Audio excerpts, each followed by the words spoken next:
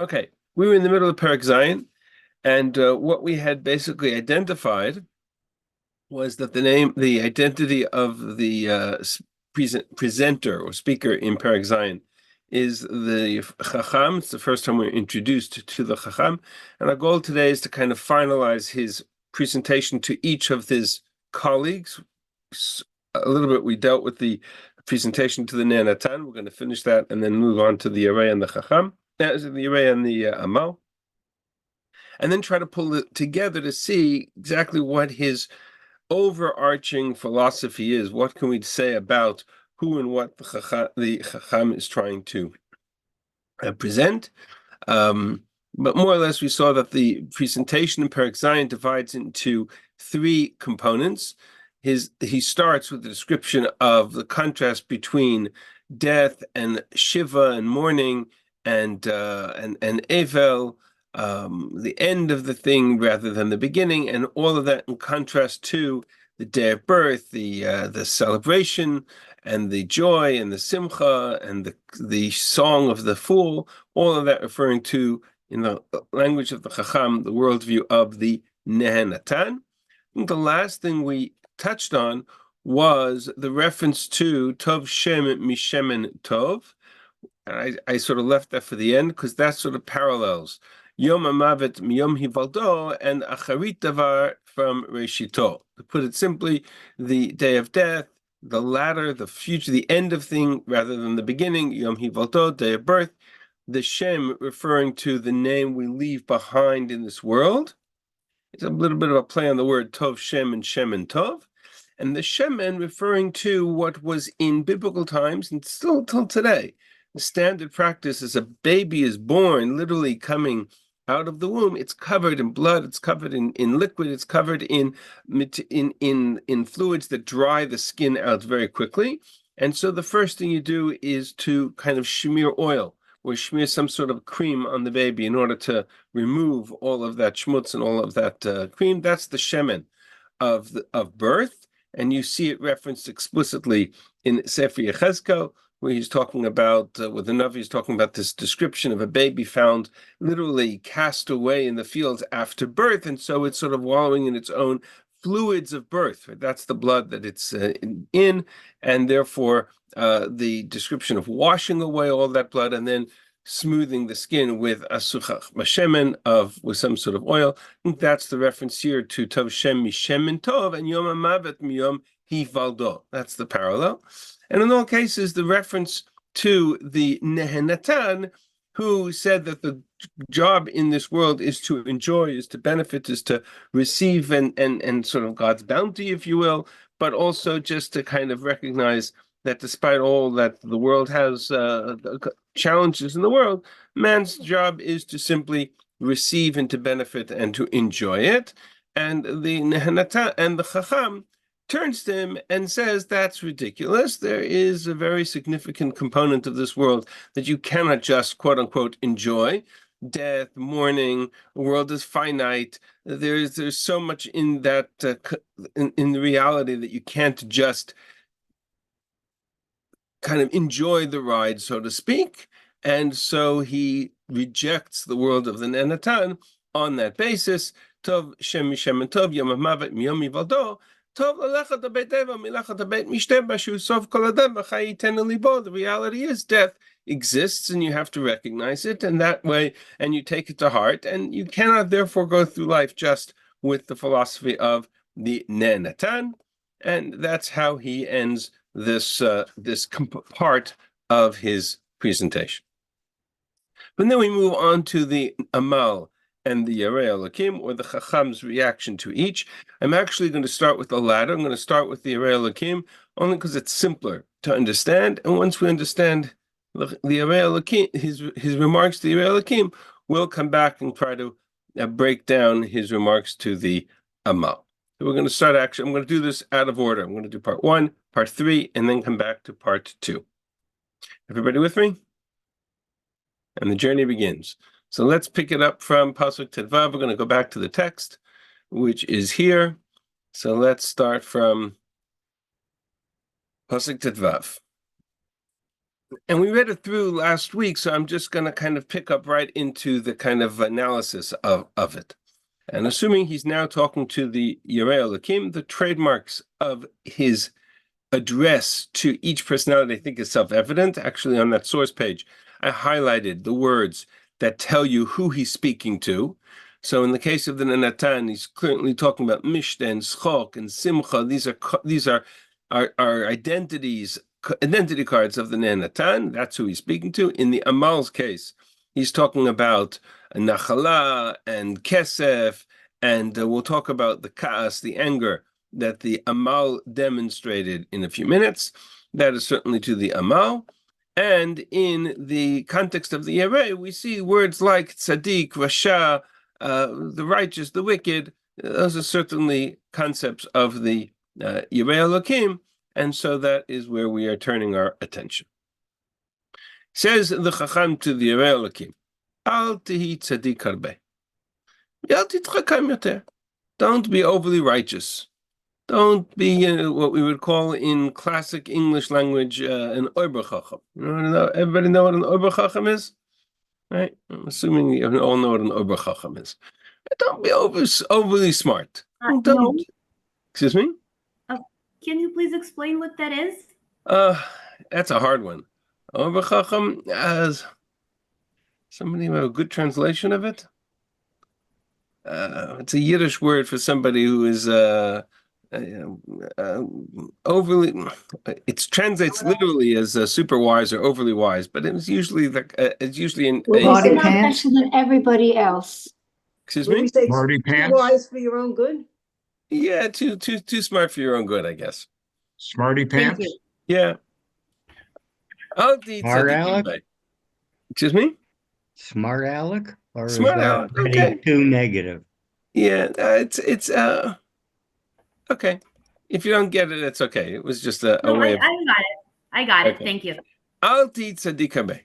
Don't be so wise. Don't be so righteous. Lama tishomem. Why should you self-destruct? What does it mean? Why should you self-destruct? Meaning, if you spend your life pursuing only that which is the life of a tzaddik, let's put it into modern terms. You want to be a super tzaddik, and you want to be religious and devoted, etc. At the end of the day, there's so much that in the world you're just going to wallow away your life in kind of spiritual activities and never live in this world. That's not a way to live. I'm a tishamem. You destroy yourself and have no reality in the here and now. On the other hand, al tirshar, don't be too wicked. Al tisachal, don't be a fool. Right? So to be overly righteous is to be too wise. To be overly wicked is to be too foolish. Why? Lama tamut b'lo yitecha. You'll die prematurely. In a word, crime doesn't pay. Right? You'll be a member of the mob. That's not going to help you any. You're not going to get a life insurance policy if you take out a life of crime. So al tisharbe, don't be too wicked. Don't be a fool. I'm sorry, who is he speaking to at this point? He's speaking to the Yirei Elokim. Okay, because I mean, the Yirei Elohim, you wouldn't think of him as being someone who's going to be wicked. No, that's exactly his point. He's saying, okay, you want to say, okay, fear God and do mitzvot. So he turns to him and he says, you know what? I'm going to give you a new way of looking at life. Don't be too wicked, and don't be too righteous, and don't be too wicked. Just kind of cool, chill. That's what he's going to say to him. And that's his conclusion. Tova shetachos bazeh, v'gam bazeh, al tanach yetidecha. Ki yirei Elokim yitzeh et kulam. You want to, quote unquote, fear God. So a little bit of righteousness, a little bit of wickedness, a little bit of this, a little bit of that. Balance it all out and learn to chill. Just take it a little bit of this and a little bit of that. Tova shetachos bazeh, v'gam bazeh, al tanach yetidecha. What's the zen, the zeh? Tzaddik and Moshe. So don't be overly righteous and don't be overly wicked. And in the end, you'll balance it out. Go with the flow. Excuse me? Go with the flow. Go with the flow. When in Rome, as they say, right? When in Rome. This sentence kind of gets stuck here into the middle. In a minute, he's going to go back to the tzaddik and the Rasha paradigm, but he inserts into the middle of this description a kind of a statement that says, rather than being overly wicked and overly wise, rather than looking at the world from the spiritual vantage point of tzaddik and Rasha, look at the world from the vantage point of the chacham. The chacham, wisdom, stronghold of man, better than 10 rulers in the city. It's sort of like the identity card of the chacham. This is me. I'm speaking. I'm the chacham. Ta'oz l'chacham is a defense of the wise, better than 10 rulers in the city. This could have been inserted anywhere in the parak. It just becomes a kind of a identity of who's speaking. Why it's here, I'm not sure it's here necessarily for a reason other than it could go in anywhere, but it's rather than being at the beginning, it's inserted in the middle. I don't know if you're familiar with the parak of Tehillim that deals with, we say it every Rosh Chodesh, that has a kind of review of the creation of the world. It starts Baruch Nafshi, and we say it every Rosh Chodesh as part of the davening. It literally goes through every day of creation, and it summarizes more or less what was created on each day, and it kind of works through the story of creation. About 2/3 down the page, you'll find a verse that says, "Marabu Masech Hashem Kulam b'Chochma Asita." How beautiful is the creation of the world, everything created with wisdom. It has no place in the middle of where it's placed. It's just a random dumped in the middle of the text, but it essentially is the summary of the whole parak. And that's not uncommon structurally in these kinds of books of philosophy, to kind of take a key phrase or a key sentence and put it into the middle of the discussion. So I think that's more or less what's going on here. The wisdom is the stronghold for the wise, as a way of saying, I'm giving you key advice here. Listen carefully. Back to the theme of the tzaddik and the rasha. Yadam ein tzaddik ba'aretz asher yaseh tov v'lo yachta. It comes back to the question of why shouldn't you pursue a life of righteousness, comes along the chacham and says, so the reality is, it's not possible. There's no such thing as a tzaddik in the world who does only good and never sins. Doesn't happen.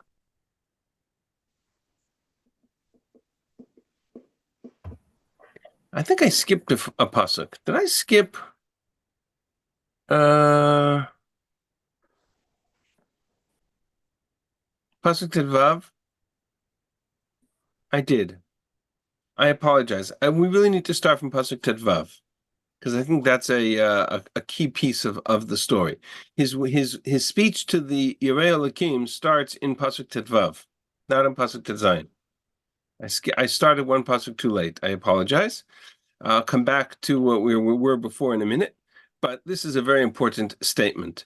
He starts with the declaration of this kind of analysis of the world, and he says, "Et hakol re'iti bimei hevli. Yesh tzadik oved b'tzidko, v'yesh rasha ma'arich b'ra'ato." I have seen the righteous perish in their righteousness, meaning who spend their lives sort of circling around their own spiritual endeavors and literally perish because they have not accomplished anything in this world. And on the other hand, I have seen the wicked who live very long, evil-doing lives. And he tangentially touches on a very sensitive nerve in that statement. He's going to expand on that nerve in much greater detail in a later chapter, which is the first time he's really addressed the question here of the righteous who suffer and the wicked who prosper. Okay, that theodicy question of tzaddik viralo, rasha v'tovlo, is articulated here in the tzaddik who's self-destroys, who perishes in his righteousness, and the wicked who lives long, healthy lives. Good life. And so that's sort of his starting point for turning to the Yirei Elokim and saying, Al ti tzaddik Tisharbe. Don't be too righteous. Don't be too wicked. You can get caught in this loop of the righteous who self-destruct and the wicked who survive in wickedness. So his conclusion is a little bit of this, balance it all out. That was more or less where we started. I just missed the opening sentence. I apologize.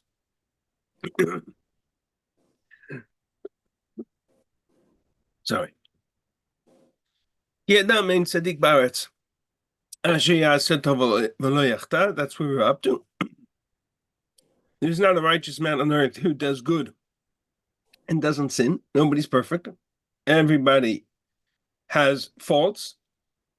And if you try to live a life by which you define the criteria as a life of righteousness, you're going to fail. And if you fail, you're going to be frustrated. So you're better off not assuming that the goal is to be overly righteous, purely righteous, right? That's not the goal. You're looking. And you'll ask me, so what's so terrible if you try to live a life of righteousness? Why? So even if you fail, but at least you tried to achieve something that was worthwhile. Sadiq Baretz says, "Kohelet ki l'chol hadvarim asher yidaberu al titen libecha shelo tishmat avdecha mekalelecha." Take heed to all the words that are spoken, because you will hear. Or don't take heed. You shouldn't hear your own servant curse you. What does that mean? It means that there's a certain element in life in which the reality is, coming back to Ein Tzaddik Baretz that you can try to live this pure, isolated, idyllic life, and you're going to be exposed, you're going to be frustrated, because you're going to be exposed to moments in which somebody who you cared for, somebody who you looked after, somebody who you raised, somebody who was close to you, somebody who owed you a favor, somebody who you were good to, they're going to turn around and they're going to stab you in the back. They're going to turn around and curse you. Why? Because that's the world. Because that's the world we live in. And if you try to live in this kind of idyllic, righteous world in which everybody's good to everybody else, you're going to find that not everybody is good to everybody else. And you're going to get stabbed in the back. And your own Evan is going to curse you, which is a euphemism, which is an idiom for you're going to get stabbed in the back. Not only that, it's even worse. Because, my dear Yirei Elokim, you think you're such a tzaddik. We've already established. Nobody is such a righteous person. And I'm sure there are times when you have turned and you have cursed others. And so you take it to heart. You take it to the sensitivity of saying, oh, you don't want to hear your own servant stab you and your own servant curse you. I bet you've done it to others as well. So rather than pretend that you are such a righteous person, just acknowledge the fact that nobody's perfect, and we're going to all live this kind of accepting, mediocre life in which everybody accepts everybody else for what they are. You, Yirei Elokim, not too righteous, not too wicked. Everybody accepts everybody for what they are. That's more or less where he ends up. We're going to see the rejection of the Chacham next week, because, of course, this is an intolerable perspective. But that's where he ends up with these last two statements. The only thing I will add to it is that there is a part of what he's addressing is the fact that there's a certain sensitivity around the world of righteousness in which you need to kind of protect the soul, the spirit, the soul, or the sensitivity of the righteous soul from the exposure to a world in which there really is such a lot of, lack of a better term, schmutz out there, right? The notion that a tzaddik has to kind of isolate themselves a little bit from the exposure to a world of cursing is a kind of an idiom for, or euphemism for, or metaphor for a kind of an evil world, a cruel world, a world in which people are cruel to each other, because that's the nature of human beings. There's a danger in that, because the more isolated we become, the more the smallest, right? If I use an analogy from the world of immunity, if you isolate somebody from from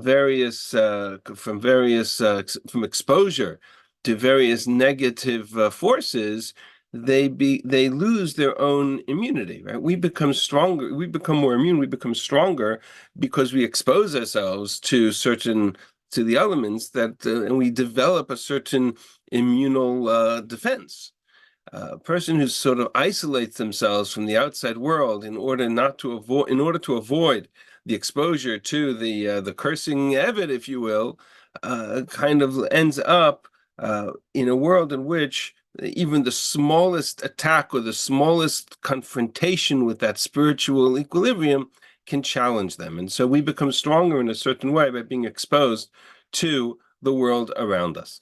That's sort of at the heart of what he's addressing here, that kind of a life of acceptance of mediocrity and tolerance. A little bit of righteousness is good, but too much is self-destructive. A little bit of wickedness is okay, but too much is self-defeating. And so, in the end, tov asher tachos bazeh v'gam bazeh al tanach yadecha. Sort of this philosophy of ultimately of resigning oneself to the reality of the world around us without trying to push the boundaries of the human being or their spiritual devotion too much. Learn to live with the impurities and the imperfections of the human being, which is a very, like I said, it's a very harsh kind of perspective. Again, he's going to reject it, but that's where the Chacham starts. All right, let's go back to, okay, so that was the summary of the world of the Yarei, the Chacham to the Yarei Elokim. He starts with this reference to the Tzaddik who self-destructs in righteousness, meaning the Tzaddik who suffers, and the Rasha who has a good life, Marich Berato. And so his conclusion is, don't be too righteous, don't be too wicked, learn to live with a kind of a balance of both, because nobody's perfect, and if you try to live a perfect world of pure spirituality, of pure righteousness, of pure Yirei Elokim, then you're going to find that you're going to get stabbed in the back. You're not perfect either. You're going to hurt yourself. Others are going to hurt you. It's just, you're better off accepting the world for what it is. Okay, that's the world of the Chacham. Now the world of the Amal. Says the Chacham to the Amal. Let's go back now to Pasuk Chet to Yudalid. Says the Chacham to the Amal. Remember, we started from the second half of this verse, because the first half is related to the previous section. Tov erech ruach mikvar ruach.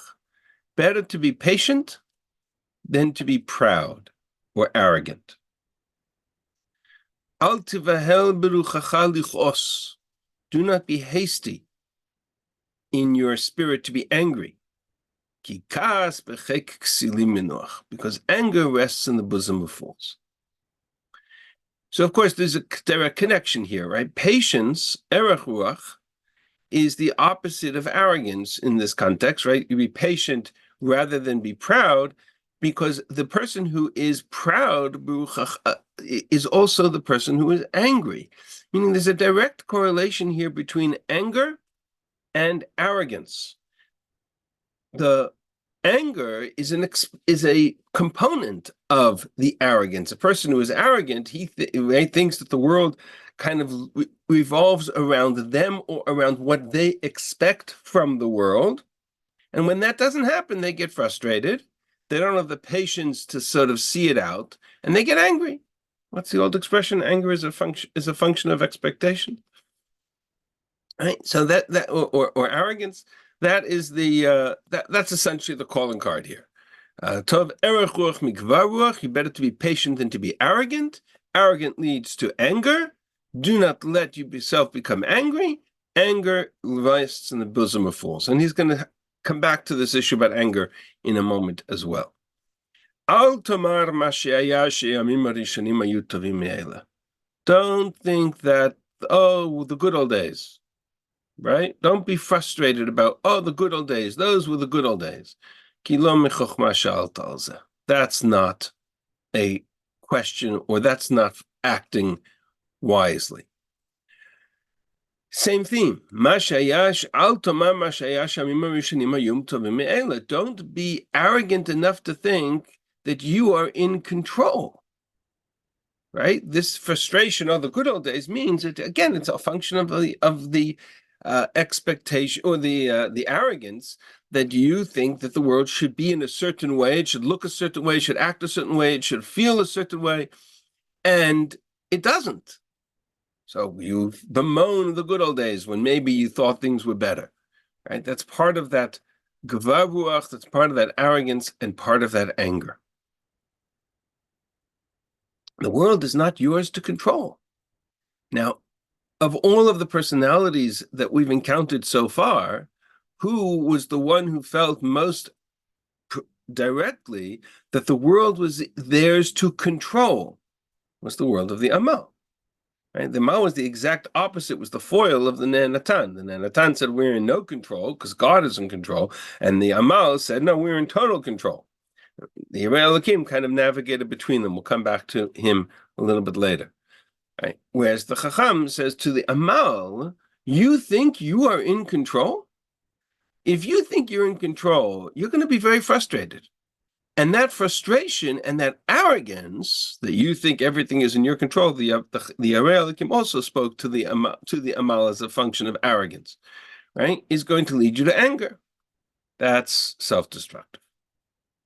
The next two sentences more or less kind of connect with the same idea, namely that the advantage or the preference is to the world of the Chacham than the world of the Amal, much like the calling card in the middle of or identity card in the middle of the words of the Chacham to the Yerei. Tova chochma im nachala. Wisdom is good together with inheritance, together with worldly possessions. That's very good. That's, if you can have both, that's ideal. But yoter, which is the same as the word yitron, right? The advantage is to shemesh, those that see the sun. That's the metaphor from the very beginning of the book to the world of the Chacham, light, wisdom, understanding. Ki b'tzel hachochma b'tzel hakasef. Wisdom is a defense, even as money is a defense. It's a shade, it's a protection. But yitron dat hachochma techayeh bala. But in the end, wisdom is that which will preserve the life of the one who has it. Same idea as he articulated down below in Pasuk Yatet, hachochma ta'oz l'chacham. So he kind of inserts into his description or his attack on the Amal the same kind of advantage to the Chacham. And he comes back to the Amal, who essentially wanted to control the world and perfect it and establish a kind of a perpetuity, an eternal character to his achievements in the world. Says the Chacham to the Amal, Re'et maseh Elokim. Let's consider the work of God. What is the work of God? Man. And man is mortal. Ki mi yachol litaken et asher ivto. Who can make crooked that which God, who can make straight that which God made crooked? Meaning there's a fundamental flaw in the creation of the world. And he's going to say it again later in the book. There is a fundamental flaw in creation, and that is mortality. Mortality. You think you can live forever by your achievements, by your buildings, by your air, by your society, by your malchus, all the themes that the Amal tried to conquer death by creating a kind of eternality, right? This notion of Yerusha, of Nachla, of inheritance from generation to generation, through an heir, through a society. So God made a crooked component to the world, right? And God created death in this world. So you think you can conquer it? That's not going to work.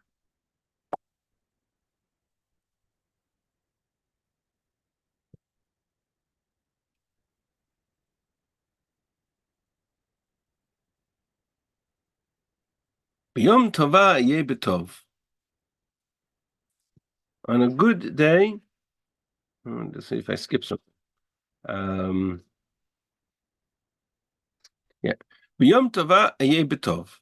In a day of prosperity, b'yom tova, on a good day, be good. Uv'yom ra'ah, right?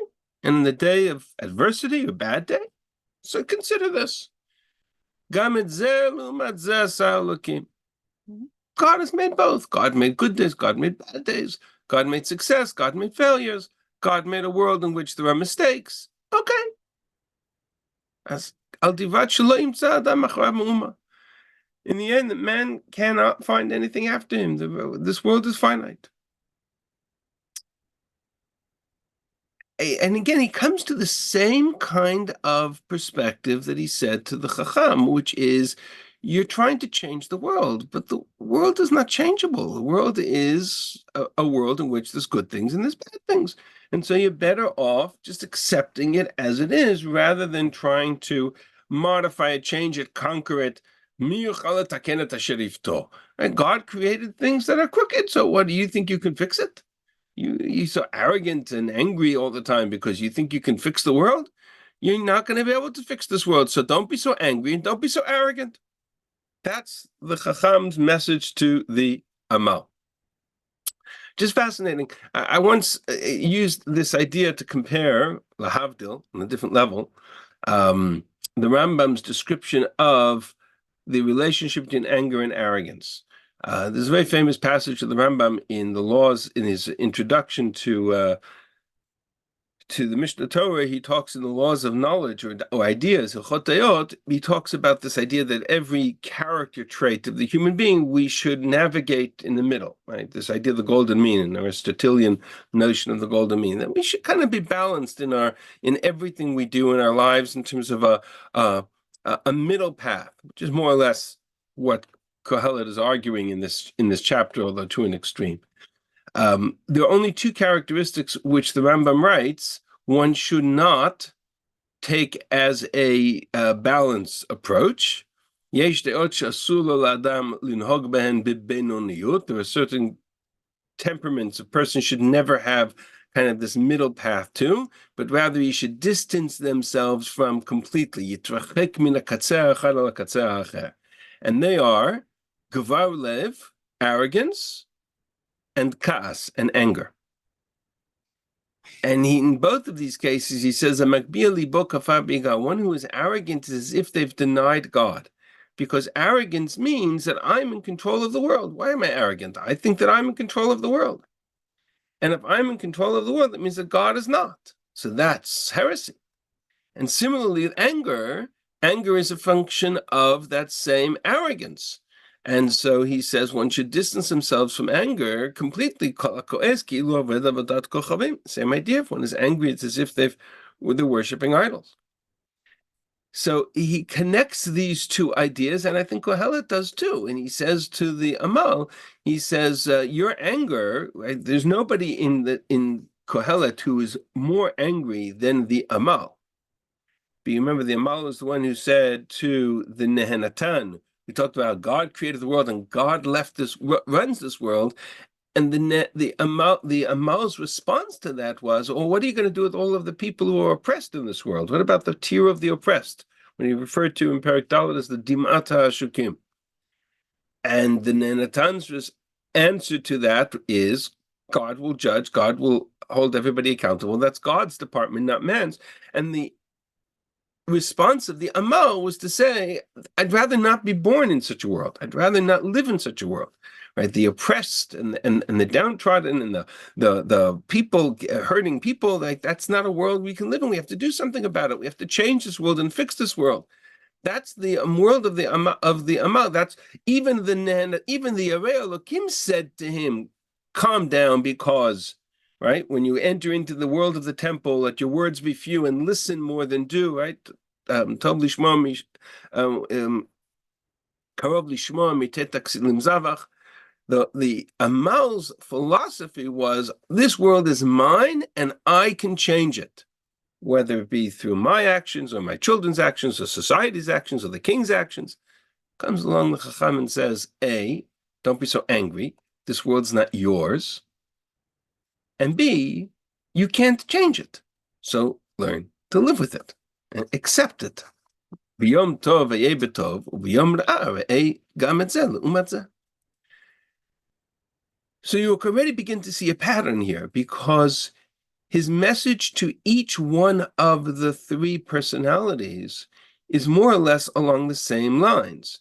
They each tried to address a certain challenge in this world, and to each one of them, Kohelet's response is, you're trying to create perfection. The world's not perfect. So you need to live with you need to accept, resign yourself to the fact that there's a balance in life. The world is not perfect.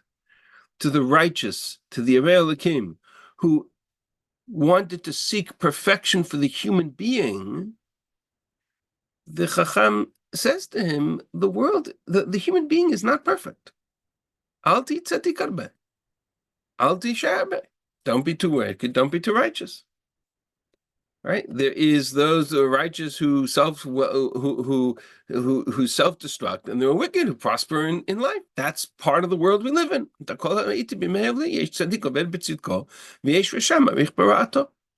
And so, my dear Yirei Elokim, learn to live with the fact that there is wickedness in this world and accept that.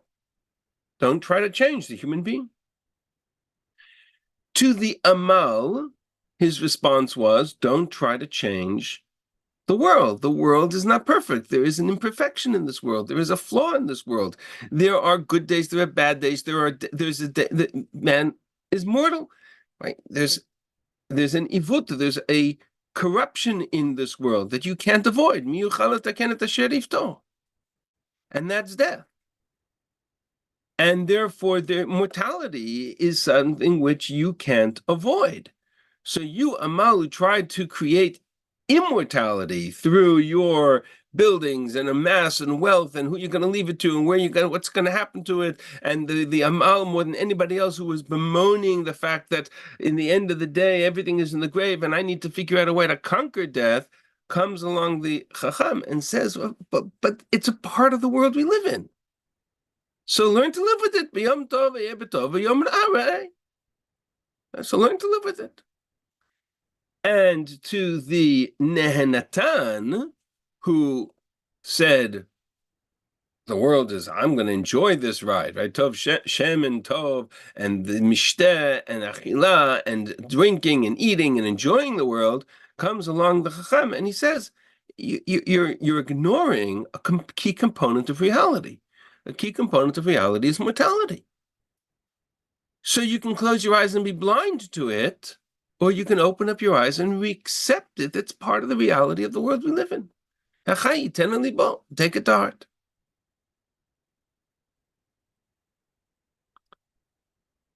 So to pull it all together, we now have a little bit of a picture of kind of the main themes that are going to work through the second half of the book. If you remember, we talked about the fact that Kohelet more or less anchors around two kind of major themes that are overarching themes that kind of are the structure of the book. The first half primarily dealt with the question of good and evil. What actions should I take that are good? What actions should I take that, or should I avoid that are evil, that are ra, tov and ra? The second half of the book, for the most part, is going to deal with the question of chaim and mavet, life and death. And how do we deal with meaningful lives in the shadow of mortality when death exists all around us? And so those are the two trees. If you remember, we talked about the trees of Gan Eden, that Shlomo Melech builds the Beit HaMikdash. These are the true trees that anchor the world of Gan Eden. The Olam Hazeh essentially navigates between Olam, this world, Tov and Ra, good and evil, knowledge, authority, control, and life and death, ultimately mortality. In the context of the question, how do we deal with the meaningful life in the shadow of death? We now have a partial answer for each one of each one of our key personalities. The Ne'anatan, if I asked you the question, what essentially was the answer of the Ne'anatan? How does he address the question of death? Right? What is the approach of the Ne'anatan to mortality? The answer would be, he ignores it. He ignores it. His job is to, and he says so explicitly, he says, if I go back to, it's in chapter 3 where he talks about Kimia Ein Tov Me'asher Yismach. Well, I'm not going to start jumping around, but he says Ein Tov Asher Yismach Adam b'Maasav Ki hu Chalko. There's nothing better than man to enjoy his deeds, to enjoy his portion of the world. Ki mi yavi'enu. Actually, it's worth saying. Ki mi yavi'enu lir'ot b'ma she'yeh acharav. This is the speech of the Neheneh in Perek Gimel. I saw that there's nothing better than man should rejoice in his works. Because who can bring man to see what will be after him? Mortality is a closed door. And because mortality is a closed door, all I have is this world, so enjoy it, enjoy the ride. That's all I have, so that's all I need. Enjoy it. Eat, drink, and be merry, for tomorrow we may die, or we will die. Which, by the way, is a pasuk in Yeshayahu. Eat and drink, for tomorrow we die. The Gemara calls that the greatest statement of kfira, of heresy, and chilul Hashem, of desecration of God's name, because it denies God's role in the world and it denies the existence of anything beyond the definition of beyond death. That's exactly the world of the Ne'anatan. To which the Chacham responds appropriately and says, well, actually, we'll get to the response of the Chacham. So that's the world of the Ne'anatan. Ignore death. What was the response of the Amal to that, right? The Amal who said, I can't live in such a world. So the Amal's answer to death was, conquer it. Conquer it, overcome it. Fight with it. The Amal struggles, fights with mortality in every moment of his day. He tries to build buildings that will outlive him. He tries to build achievements that will outlive him. He tries to build a society that will outlive him. He tries to create an heir to his efforts that will outlive him. And when he's frustrated and he can't, and all he can do is take what he's achieved and consume it himself, he realizes that's not an answer to the question of mortality, and so he writes himself out of the script. But that was essentially the world of the Amal. Comes along the Chacham, and the array we haven't seen yet. The array Elohim is the one question of how he deals with the question of mortality, which we haven't addressed yet. That's coming a little bit later. Comes along the Chacham and says, you can't ignore death. Ne'anatan, you cannot ignore death. You want to ignore death? Go to a Shiva house. Okay, I think it's one of the most profound statements in the entire book. Today we understand that more than any other. You cannot ignore death. What you do with it, that's a separate question, but you cannot ignore it. To the Amal who tried to conquer death, who can possibly fix that which was, by definition, made crooked? The human being was never supposed to die. It was created immortal. Man perverted that in the Garden of Eden. It's a perversion. It's crooked. You can't do anything about it. You can't fix it. So Amal, stop trying to fix and conquer that which you have no control over. And as to the Arei Elokim, he says, he hasn't addressed the question of death yet because we don't know what the Arei Elokim says about it, but ultimately he says, same philosophy of resignation, learn to accept, resign yourself to a reality in which the world is not perfect, navigate as best you can through the middle road. Don't be too righteous, don't be too wicked, don't be too wealthy, don't be too poor, don't be too successful, right? Just navigate through a middle of the road, live life as best you can, just accept there are flaws, there are mistakes, there are issues you have no control over. In a word, the philosophy of the Chacham, chill. Chill. Yirei Elokim, chill. Not so righteous, not so wicked. Chacham, Amal, chill. Don't build so much. Don't think you can conquer death.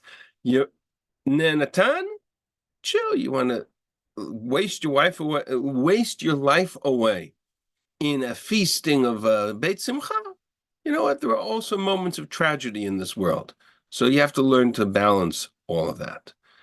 In a more sophisticated expression, I would say, rather than chill, I would say his philosophy of it's an imperfect world. Do not delude yourself into thinking that you can seek a perfect God. Do not delude yourself into thinking that you can seek a perfect world. Do not delude yourself into thinking you can seek a perfect man. Not the Yirei Elokim, not the Amal, not the Ne'enatan. None of them are actually going to succeed. In the end, the purpose is to kind of resign yourself to the imperfections of the world. That's the world of the Chacham. I'm going to stop here for a minute, and we still have 10 minutes. So actually, I finished a few minutes early.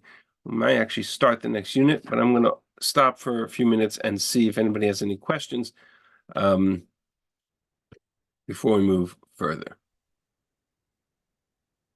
Rabbi, Yes. it's Claudette. All of Judaism, when you look at Tanakh and Torah, you can get the sense that they're trying to ask the human being to have a balanced life. And sometimes we question why Kohelet is in the canon. And by what you are showing us now, we can see that what he's trying to do is to tell us to have a balanced life. Yes, I would say, but with a caveat. In the end, the message of Kohelet is going to be to pull together threads of each of the personalities of the book and to create what I would call an integrated Torah personality.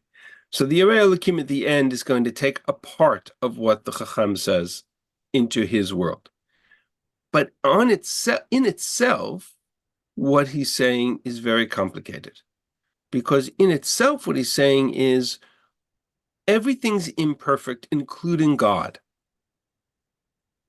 I want to reiterate. This is very important. The phrase "Mi yuchal letaken et asher ivto," who can perfect that which he made crooked, essentially means that even God is imperfect. And that's a philosophy that the Chacham articulates. He'll say it explicitly in the next chapter. And it's a philosophy that we can't accept. The Chacham's ideology of resign yourself or to live a balanced life, but resign yourself to the imperfections. There are imperfections in this world. Man is not perfect. Then the Ne'enatan tried to perfect man. Sorry, the Amal tried to perfect man. Correct. Man is not perfect. Man is flawed. Agreed. The Ne'enatan said the world is perfect. I'm going to enjoy it. The Chacham says the world is not perfect. Balance it all out. But then the Yirei Elokim said that God is right. We want to seek out God. And the Chacham's answer is even God is not perfect. That's where he fails. So in each one of these personalities, there's a moment of truth. There's a moment of profound insight that we need to kind of distill. But there's also a significant amount of problematic philosophy or heresy. And so what Kohelet will do at the end is he'll kind of siphon that out.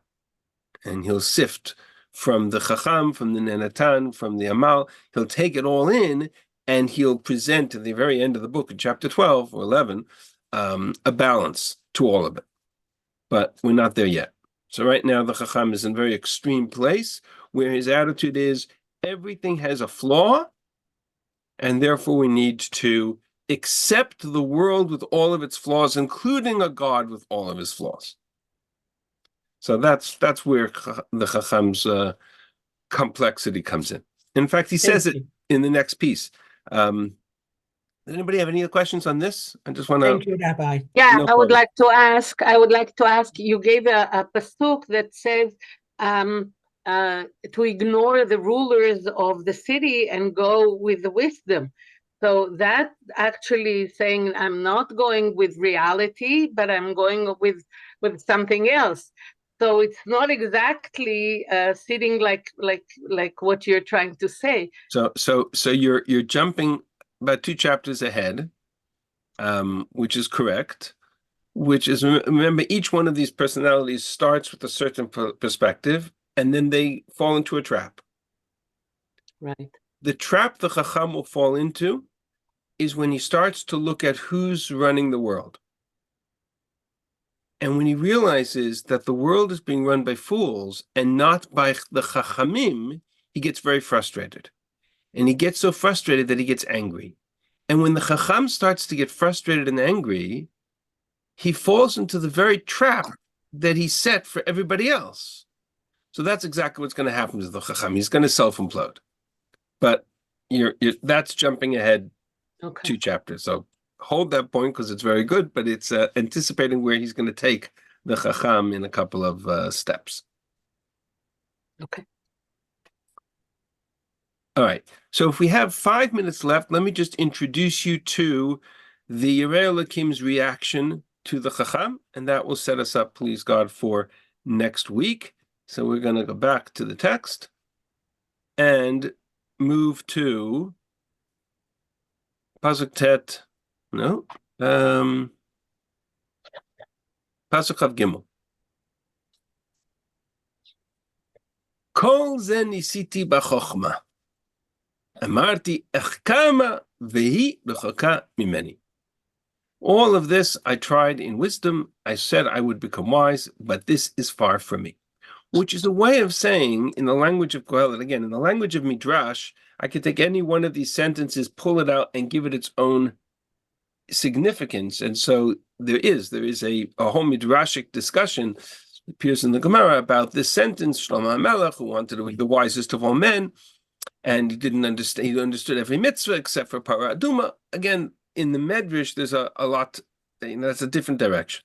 But in our context, if he's talking about Chokhmah, he's talking about the philosophy of the Chacham, which is one of our personalities. We've just introduced him to us in the first 22 verses of this chapter. In verse 23, he turns to this and he says, all of this I tested in wisdom. Again, in the real Kohelet is a personality of all 4 of these. So he's talking about himself. But in our context, one of the voices is respondent. He says, I thought this was wise. But it turns out that this is very far from wisdom.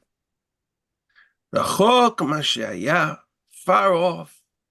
Amok, mimtzenu. It is far, it is deep. Too far and too deep can't be found. Mimtzenu. I turned to seek, to know and to seek out and to understand wisdom, chokhmah v'cheshbon v'da'at, wisdom and understanding, resha kesel, to know the wickedness of fools, v'asichlut halelut, and the foolishness is madness. I wanted to understand the world. And what I came up with was, and here's where probably the most problematic sentence in the entire book we're going to have to understand and unpack. I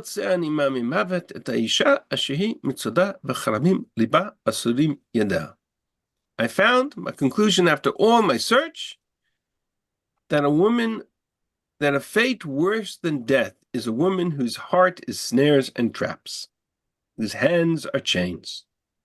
Whoever pleases God shall escape from her, the sinner will be ensnared by her. I'm at a loss to figure out. He went searching for wisdom. He went searching for understanding. He came up with this philosophy of the Chacham. He rejects it because it's too far, too deep, too outside the scope of what he thinks is correct. He went searching for wisdom, understanding, and his conclusion is that a woman who snares and traps is a fate worse than death. I don't know how we got from a philosophy, from the four personalities of Kohelet to a very bitter accusation against women. That needs to be unpacked. We will, B'ezrat Hashem, do that next week. And then he continues and he says, "But this alone I have found," says Kohelet. I add one to another to just figure it all out. My soul seeks, I have not found. A man, 1 in 1,000, a woman amongst all of them, I have not found. So again, twice he references this fact that he went seeking wisdom and he discovered that woman was a fate worse than death. It needs to be understood. However, one conclusion, which is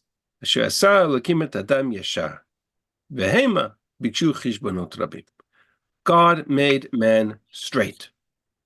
Man searched for various accounts and crooked byways, but ultimately it was God who made man yashar. So the question now becomes, who is speaking and what is he saying? The next chapter already is it continues, but it's a different piece. I'm going to leave it alone. I want to spend next week addressing these verses and what's going on here. I will already tell you that things are not what they seem. And Kohelet is speaking in code, a code that is unique to the work of the philosophy of Tanakh. The fact that Kohelet is speaking in code is evident in the use of the feminine form of the verb Amra Kohelet, because in the rest of the entire book, it's Amar Kohelet in the masculine form, and here it's Amra Kohelet. She is speaking. So something's going on here. We need to unpack, we need to understand it. What I will tell you is, and I will leave you with this, that if you want to do a little homework in preparation for next week's class, my suggestion would be to glance through and do a quick cursory read of the first 11 chapters of Mishlei. A quick cursory glance through the first 11 chapters of Proverbs, of Mishlei, and hopefully we will sort it out next week. We'll do a quick overview of it, and that'll kind of help us understand what's going on in this text. So for that, I will leave you for now, and we will come back to all of this next week. I thank you for listening, and thank you for your time. Thank you, Rabbi. Thank you very much. Thank you, Rabbi. Thank you very much.